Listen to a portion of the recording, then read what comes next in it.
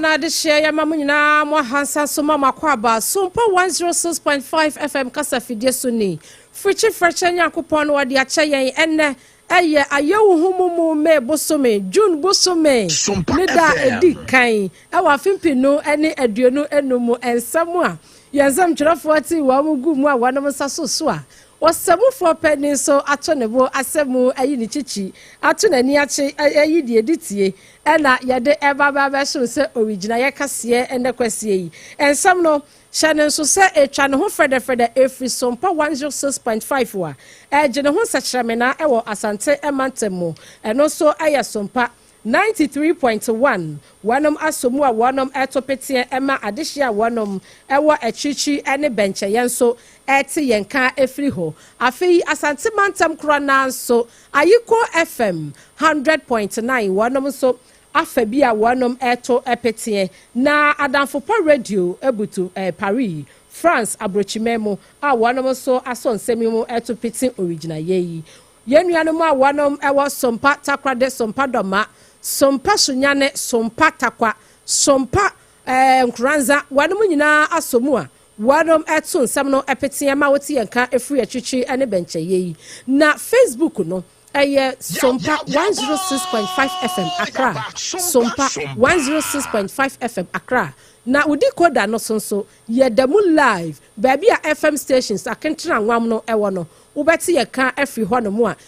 yi tune in so yedamu live afa YouTube no so eye SOMPA FM live na wati yenka www.sompaonline.com eye website ye semfo penny ora tab wati adama wakutire ni nyina potokasa mu brofo ede akwakogu anom na wonso wakọ akwakọ kinkan bi ede amayen na hye no so original yei ensemu a yade sumu enianimu bi enesei ahyenkafo bi a wanom ewo adwunase wanom esuo wamosi akwan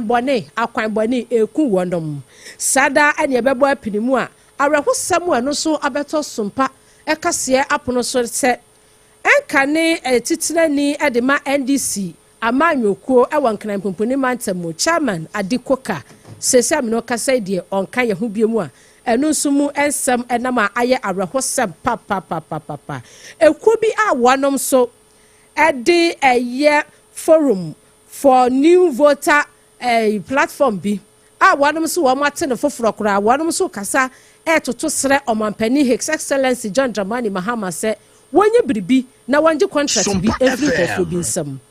wansam foforo mu no professor atuwide atupare wono ene yabo ne din se onkoye din ewa University of Cape Coast wa wanom afa wanom kire mra no eno so mu nsam yede ebe abesom original yeyi sada so na rahosam a yensaka wo yapono so wiemu ewo obi eman so a enipa mienu etina nanom siedo ama afoforo bese ohane akire ena ya kire wonom ewo eye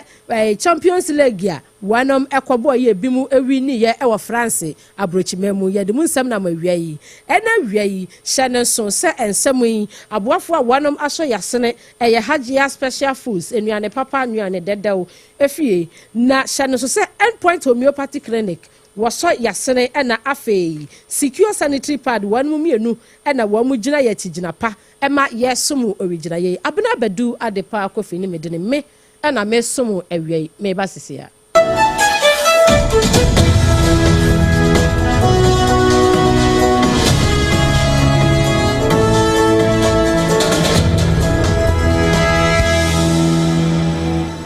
abusia ye free samno ase ade hama na ye fasie na sedia ye nyina ye nim se omaikonkru Ghana mpanifo bo wanom ho modene akọ wom anim akokopa ede asom yanti sedia ekono na agya bibia animu a ni yanya abokire ne ade ama wonom na wanom echeche wanom ensensemu ano na awigina ye hye ensam no ase ede ama no ye fa rehosemi emfa emfase emfa ema woi na opani kase akane no na oyetitinani ewo enkran pomponi emantemu na wono na NDC afem no wa da wonum nyina ano eti adwam edema wonom eyowura Joseph Adikoka dodoana efre no chairman koka sesei kasia eba enese wo wura yi ho dodo ne kakra mu a nra wo kopie mu ewa yasabia said ya ba mo wo krade ampani se nkwa etumi enye nti wade ne nsa nwunwunu atono so amasabram no kasa die chairman adikoka wabɔ ne pɛtɛ bribri ɛde na akɔpie mu ɛwɔ nseɛ do a wɔnka atiasefo ho bio na wɔhyɛ ne ho nsɛm kakra wɔn mu kyerɛ mu sɛ sɛdeɛ wɔdi ntintiman paa ɛwɔ NDC Chinyama Nyokuo mu efiti bra wɔbɛyɛ Greater Accra Regional Chairman efra afimpi mienu ɛne nkono 2009 na nea wɔdi ne nkuyi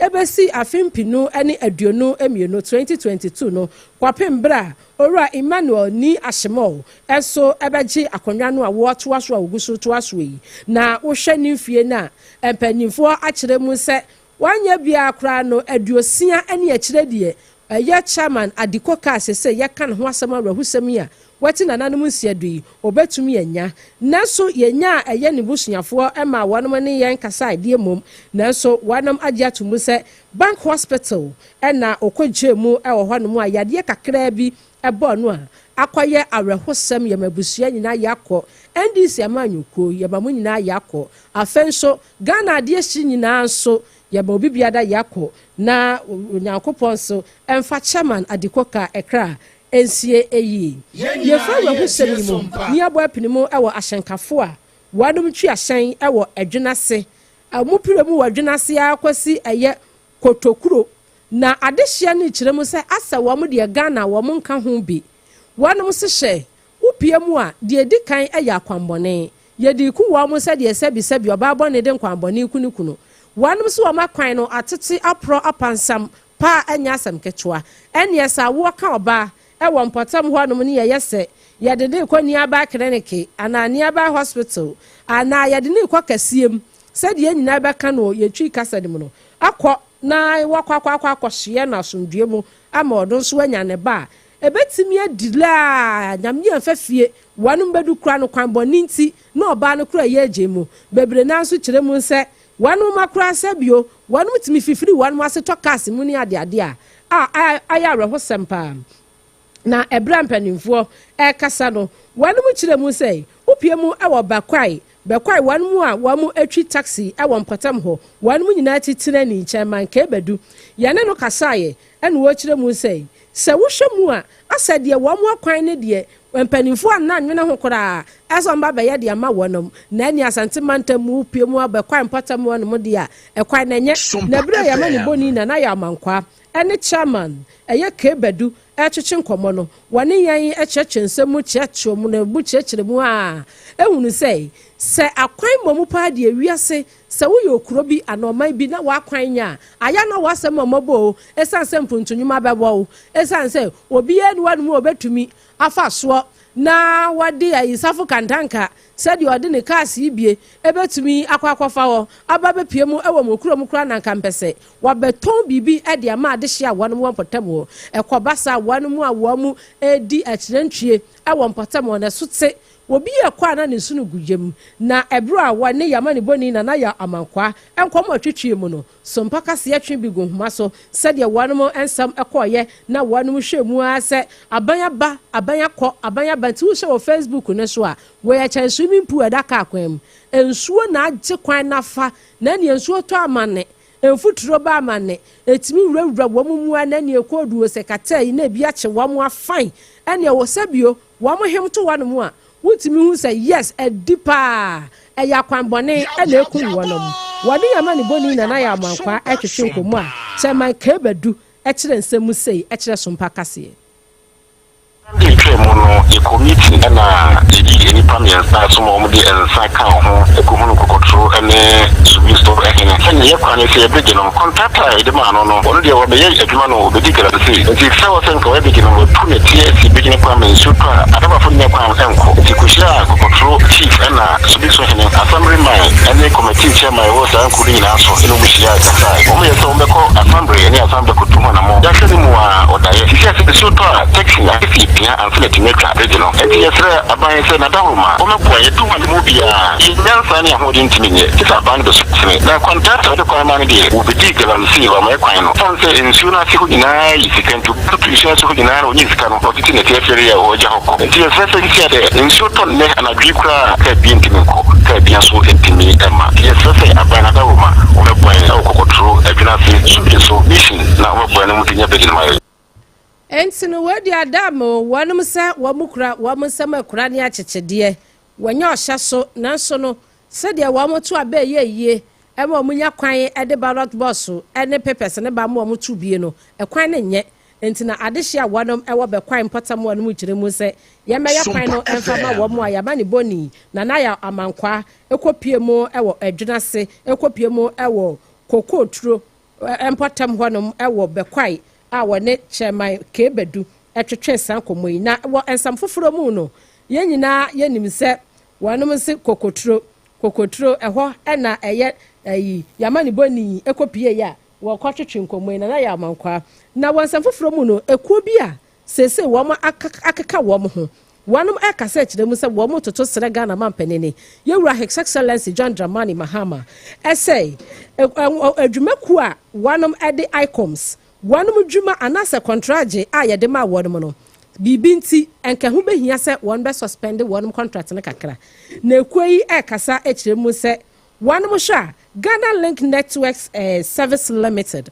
adwumaku a yede ma wonum adwuma yede hye wonum nsa no ekamia ye se ebimu aye wonum ho se wanum ye dua broni bi efei sede emra no ese anasa de omo print wamo ne mafa no ekamia sa ba ya nhwa wobedi wanum awu papa na wombedi na wu enti na hu behia ese the new voter forum wanum ye group a wanum atie ene wo mo kasa yi enti na His Excellency Yewura John Dramani Mahama wonhwe na sa ekuyi se enuoma wanum de che wonsa no se ayeyi a womo ntwa so anya sade a de ebesi akire ne ebia na oman ye nyina ye mpe na womo sei wanum efre eye nintini achotwo wuro civil society organization for wanum enka bi afenso Africa ha West Africa atoya bibremu hanum nyina senso empanimfu a wanum so etimi hwehwemu ahu se asemasi contract ye de ma no wo fa sebu akwan so aye adwuma a emu aban ninti ehu behia se wanum behwemu eyie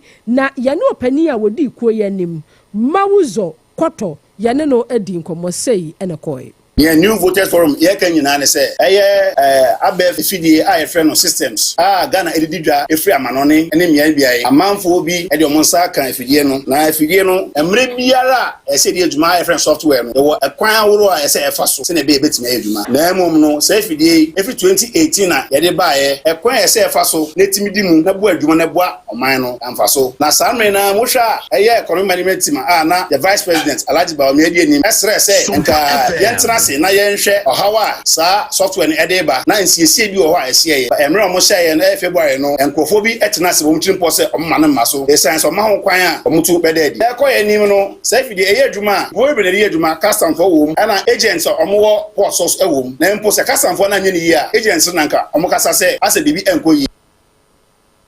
enu achi no ekwoyi kwaso acheche wo mani suade hunu ene wo mo ankasa hwehwemu a wone mo aye ede afa ikumsofo ho se wohwemu a contract a yede ma wone mo no asade wo mo edi abro so ebra wonom esusu senka wonom nya adwuma enkopem enti wo mo sre eye emrahye bedwafo wonom nkotena so bio ewo mrahye bedwafie na wonom hwase aso womba mo machoa eye contract ne so ada ebie nso wonom esre Ghana dihye nyina se koyi ye bibi na nya esanse wonom akwakwaya service ahudu a wonom print ne ma network system so kaka hunti wombetimi ye bibie bi ama Ghana dihye ye ho akere yen bibie ni a obi ankasa ho ama ye president Mahama ka se o ma kata share ni proye enkoso na abem no anhwe yi a na ontimi enye de obeso ye software na ye icon software no ye sre se aban be ma ye nhwemu e ma aban nipa bi anye ye pe independent body omo enye nhwemu aye friend audit ye etoso mienu contractor icons ene Ghana aban esan ye no e be se omane dedi e pe fe no bia ehwem na ne obeso ote ase na ote ase ye etoso miensa ye be se parliament eye ma hwehwafo omo sinkonwa omo hwe se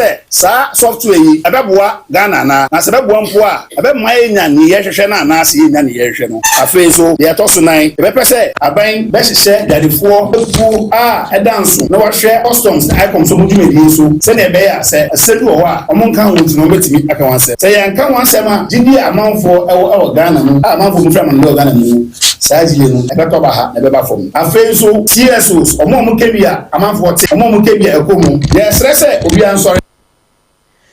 Entino nanye awase obia asori mpenifo wanum kasa ye the new voter forum wanom a group anase kuo wanom atie ene wamo kire mo se Ghana Link Network Services Limited no mpenifo hye na wanom nyehwehwemu ene ekwanya wo mbefa so na ka wo mko ade a nkesa se wo mo hwehwemu no mo so mo nnwuma no ehyedan so aninti nka ban ne nye contract ne famfiri wonsam na wanom empeni pa foforo emfama wanom a opani kase a wotwe a wo ma no kasa ye owura mawuzo koto yene no etwetwe sa enkomo yi wo ensam foforo mu no ye to ansam no so wo SOMPA 106.5 FM owura sese yabo ne dini upiemo wo University of Ghana wanom enkrabata wanom asua emraso Professor Peter Atiwudi Atupre wono ana sese yabo ne dini se wankonkoye dean ewo School of Law no ewo mu ewo University of Ghana no na opanini wamu bo ni dini no sede amanfo ani agi afa wanom ekiremu se woyowura bia ne hodwo pa Professor Peter Etudiwe Atupre ne hodwo papa nyasam ketwa wanom say upiemu ewo University of Cape Kosua wanom department ya na wanom ehye public law no eso no waye dean ewo honom epen afei wohwemu asede Professor Atupare ne na basobo a wahia de akwakodu ache no okuta PhD in law na afei LLM no upiemu ewo Queen's University no Canada eho ene okwaji entity ya wo no so wokura sa abodin kratai na afei opa political science msumu a wokura LLD na afei BA in political science University of Ghana na cheso owura yi na adwemu abobe papa na eba ne se de wakwadare mu yie pa de a constitutional law one said na bem afei human rights and administrative law no so wowura yi wakwada mu yie pa na said na hobrase etienti ne said na de kire etie ene said o hye ne nwuma ase ba bia waye nwuma akwakodro na wo hwa sese na yede University of Ghana one School of Law no yede amane se onkoye dean na wamwa na adwuma enkoso wo ho wano nti eho akohia se empanimfo emanu mo apiafo na yebo na baso na wanu mu kire mu se wohwa said Professor Raymond Atuguba was survey year from 2019 ekwasi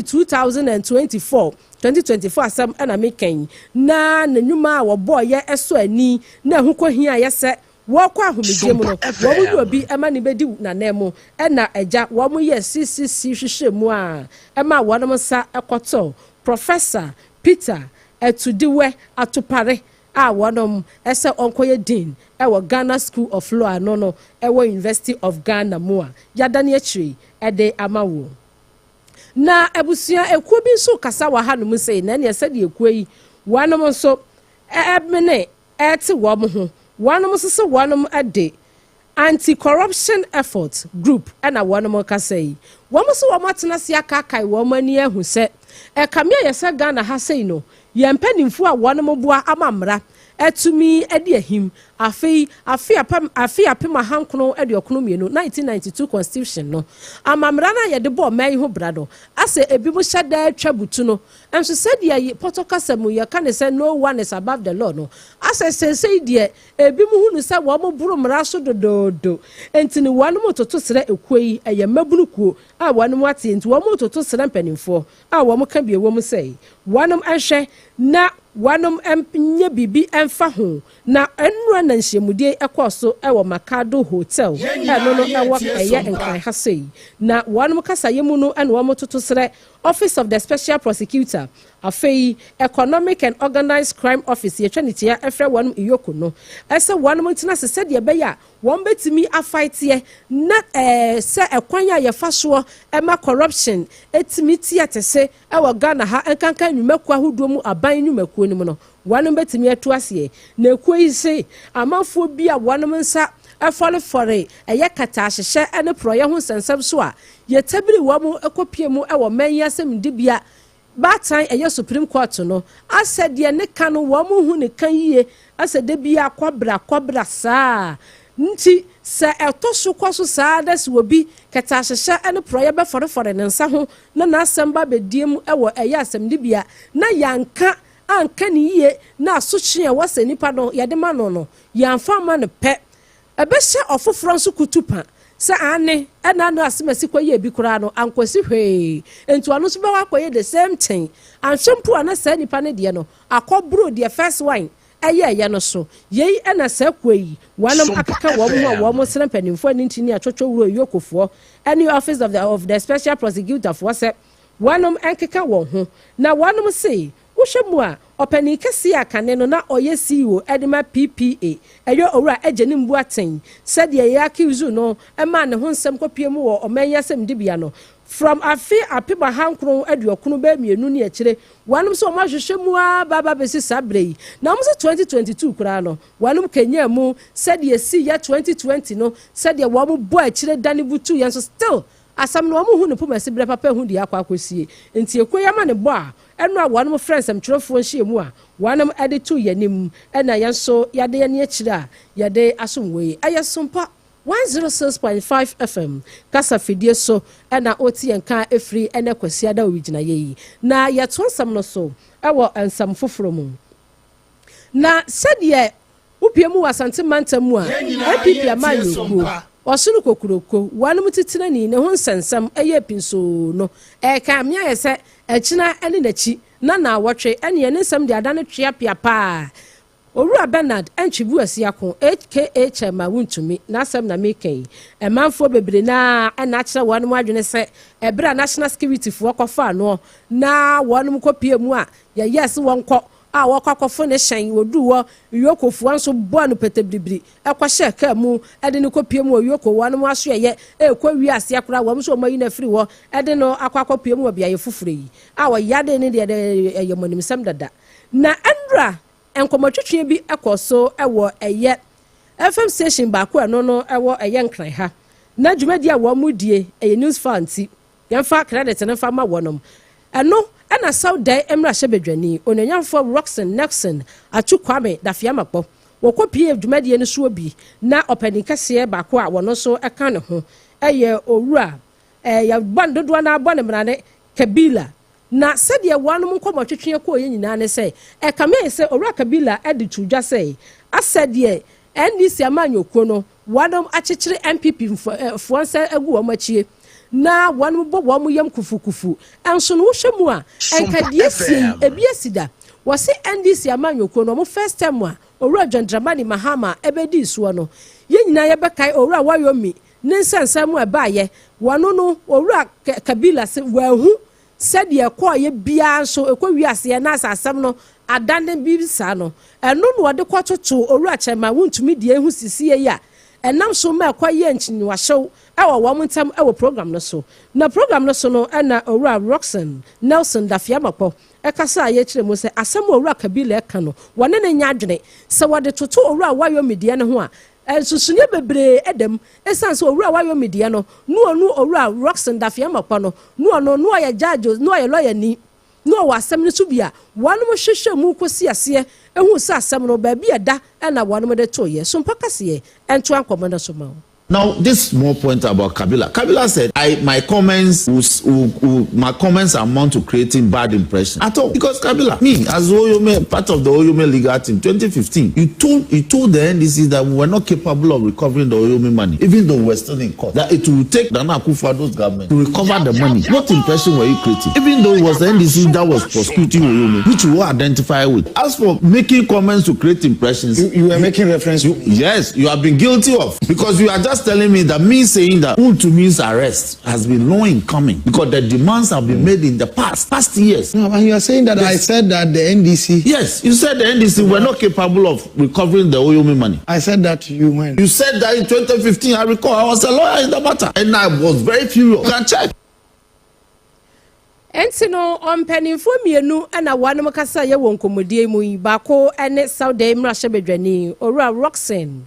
Nelson Achu Kwame Dafia Makpo ena owura Kabila wanu nkomo twetwe ani faso wanu nkotwetwe ye efa chama wontumi a wanu de toto wayo medie ne ho no ene yada ne achedi ama yada so agina mu owura chama wontumi ne nsensem na emu no na eye Martin Pebu aye lawyer ni na wakasa kire mu se ekame ayese MPP amanyokuo no wanu de ohun ni se eye kwan bia ebi mu efaso e de aye campaign esanse wo hwa iyoko ebeli no 50 million Ghana cedis ese yemfa emra na two charities na ko wura yinko enso wanu mom de ohun ni se MPP amanyokuo no panifo bebre na wo mu asika wenyi mu sika bia wanu betimi de atua owura dubu ahedi akura ye de to no sokora no bonfrete ni ade no sokora no wanu mutimi tuatua bi ni ade a na asede sese ne de obia paso afaso de campaign asemasi ko no abenten ko asemasi ko no abenten ko sede Martin Pebu ensam ekoye no eni Yoko had admitted him to bail. It took time for him to meet the conditions. So it's not easy to fault Yoko for not going to court within the 48 hours. That's $1 million question. So it's in some, what do you call it? Yeah, some kind of disinformation sort of. Because the thing is that if somebody has already gone to Yoko and presented everything, Yoko would release Chairman Wuntumi. You see, because now you hear some of them saying that other persons are frustrating the process. So it appears the MPP is using this Chairman Wuntumi matter for some political campaign. That much is very clear because I don't want to name names, but they say where some lawyers have granted interview and said another lawyer has come to frustrate the process by filing the document in court. That process that has been filed in court, I don't see how it can prevent the release of Chairman Wuntumi. Lawyer Martin Pebu enka enayeti ye nyina efa eye Chairman Wuntumi nechi asese wadaso a ewomu ena wono so ache na adwene efa hono na ye de kase kwakopiem wa hafomantem mu Ghana mampani ni yewra His Excellency John Dramani Mahama edini thank you to no ekopiem wo hono mu a wane na nanu matena konwa empanifo ani ntini achochowuro ekasa ye echiremu na December ko ka bi ene sei wase wane waye adwuma kono wa maka wo ho abomu a wanom adi mabunu ensa no anwuma sede ye no say bia wo mo ye carpenterfo wo mo ye masonfo akuyafo professional ones no wanom de sa no nwuma ni nyina no eba bua sede be ya wanom so betumi akọ aman bia wo mo ne Ghana patena na wanom akọ ho akwakwa ye adwuma kakra na brepem wo masanso bentinye se wanom kwatena wasada na dwumadie no wase ede Ghana Labor Export Program Ghana Labor Export Program enti sa program yi enche wanom bepa ho ntema na Ghana fo wanom ato wo mo bua chechiremu se ekwan wo befa so wo so ye Ghana ni wo nsa no nwuma wo betumi register bie na so akwanto yi wotu bi akwakwa ye adwuma. We'll soon launch a Ghana Labor Export Program. There are labor shortages in many countries across the world. We are negotiating with several of those countries to export some of our professionals to work on fixed-term contracts abroad. This will include agricultural workers, construction workers, electricians, welders, mechanics, health workers, chefs and caterers, drivers, machine operators, warehouse supervisors, among others. A contract has already been signed with one country for the export of 2,000 temporary workers. Young qualified people will be selected fairly from all the 16 regions of our country, including Ahafo. Entino weino yenye yimu bia ele Ghana de shiamu wansa no nyuma nkanka mabuno na omanya wonom ele Ghana eto kese no nyakopon ya ademo mo launch program ya won so ekwan ya obefa so obetumi register bi Ghana Labor Export Program no na omapanini echechemu ewo eya hafomantem wa bra ne thank you to odi kopiemu ewo yewra His Excellency John Dramani Mahama enka ene etie yeyi ewo sa ensemnemu na thank you to na emu no ebra kopiemu hafomantem no na ahemfo eni ntini ni achocho wuro wonum tietia wonum chacha mu esesa wom nkapo egugu wonum nsa edi wo mani onyam ekwata adwumadi na chi na eho no na doma hene osagefo osiade yo agema badu a wotosominu watadwam yeyi ena ototo sere Ghana mampani ni His Excellency yewra John Dramani Mahama se wasiro we nimdie man kasa wase enka ebeya enkomampanini emesi dwadata ebi asonyane anase ahafo mpatam wanom mantam ne mu no sede wasisibie ewo kumase wasisibie wo kepkosoni ade no nko mesibi ene ese ni na hinkuro no be ese mienu so kura na obesi a anya kura nko nsi baako na nko wi a wadidini no ato ma melodina mahama sede domahene na desrede ekoye no ni ya hinkro no abonofo baako eyesunyana ya hinkro baako eyetachiman yewura sa hinkro mienu so betim kura mienu no wonka say mpaadufo de a mienu no nyina nkra yo mpesenka dwana wasibi wo kekos dwana wasiri wo kumasi hiem ho no dwana wasisi ba bi a mentumi nka no yewura mpesa usibi sande sunyana yo tachiman yo nanka nnua ba no lodina mahama anka yemfa ne dinen toso se beya a chen se woni wa obia be hu se yenya ya konta yenya ya damfo saade otimi de ye maaye ema ye de oba ahema ne dine toso yewrade we anka yi nua ba no ne nka ho asem oyire ne nka ho asem we die nananom ne ye kokos meeting ne ye se ye de ye saade we ma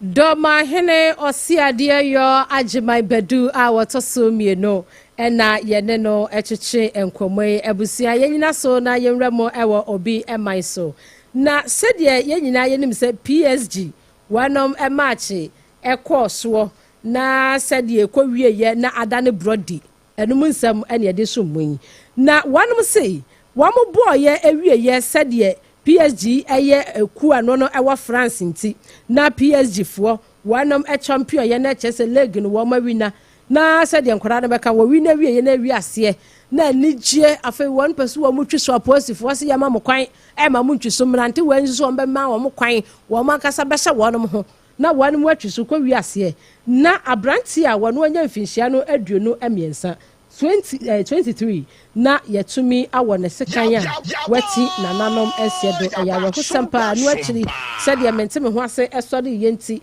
enam so ema nipa ba konso eto asa abrantie yi ema wono so eti nananom esiedo na nipa bese ahanum ni akire ena sesei wanom se ya kire wonom ewo sa menteme ho ase ya esiye ni nyina efa PSG wanom Champions League ya wanom ebo wieye na ekwa wi ase ma ebinom basabasa ye esi ya enam so ema nipa bebre na etumi eti na nanom se edu nipa mienu ema nipa besa hanum ni akire na ne de aka ne de safo kantanka watena se nyankopon ya adum ekina no pa wadi munsam abasu ye sansa meka nyina se de obesebese na no besebese na no ani na yanhwe Facebook no so kakra sansa kase no esi hye so se kase yi etwagu yi efiri sompa 106.5 FM okopie mo ewo eye asante emantamo wanom ekropon kumase 93.1 ayiko FM aye 100.9 afa France aye Adamfopa radio wanom so esomo etopeten afa doma ahinkro so aye 101.3 aye sompakro na sunyane so esomo etopeten 98.9 wanom so peten afa takrade wanom so somo peten 106.3 wanom so epeten emaya takrade so wanom so mo peten ye wanom edoso yetwa wanom nyina epuse ema ensemo a yede so origina ye ebi NSA ekubi a wanom asode a wanom ese womode the new voter youthfo a wom ka wom ho bom so wom yeku wamo toto sere omampanini ese wanje empanifo a wanom de contract ema wanom eye Ghana Link Services Limited wamanje wanom contract ni free wanom nsam esanse wamu hunu ema eyi the new voter forum for wanom ede eba ya yeda na etwe ede ema wo